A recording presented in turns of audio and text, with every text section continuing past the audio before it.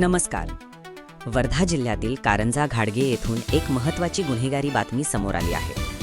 ग्रामविकास विद्यालय काकडा येथील शाळेच्या साहित्य चोरी प्रकरणाचा कारंजा पोलिसांनी यशस्वी छडा लावत 3 आरोपींना अटक केली आहे.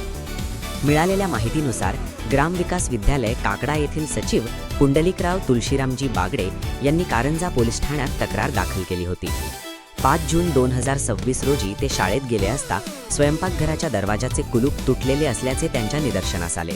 त्यानंतर पोलीस पाटलांच्या उपस्थितीत पाहणी केली असता शाळेतील इंडियन कंपनीचे गॅस सिलेंडर, ग्रीन शेफ कंपनीची शेगडी, सॅमसंग कंपनीचा मॉनिटर व कीबोर्ड तसेच 50 किलो तांदूळ असा एकूण 27,500 रुपयांचा मुद्देमाल चोरीला गेल्याचे आढळून आले.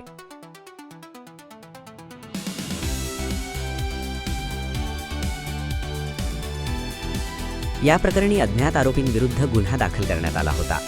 तपासादरम्यान कारंजा पोलिसांनी विशेष पथक तयार करून संशयितांचा शोध सुरू केला.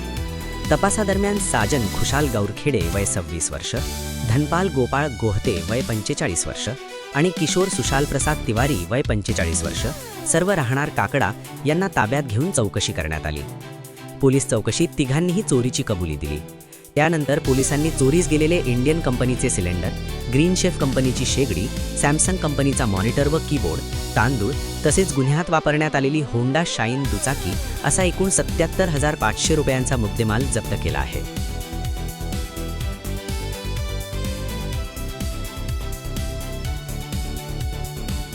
या प्रकरणाचा पुढील तपास सुरू असून आरोपींना न्यायालयासमोर हजर करण्यात येणार आहे.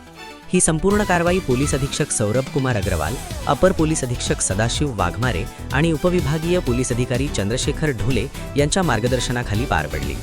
ठाणेदार प्रल्हाद मदन, पोलीस उपनिरीक्षक सागर महेल्ले तसेच पोलीस कर्मचारी प्रवीण चोरे, संदीप कावरे, दिनेश घसाड आणि रितेश चौधरी यांनी या कारवाईत महत्त्वाची भूमिका बजावली.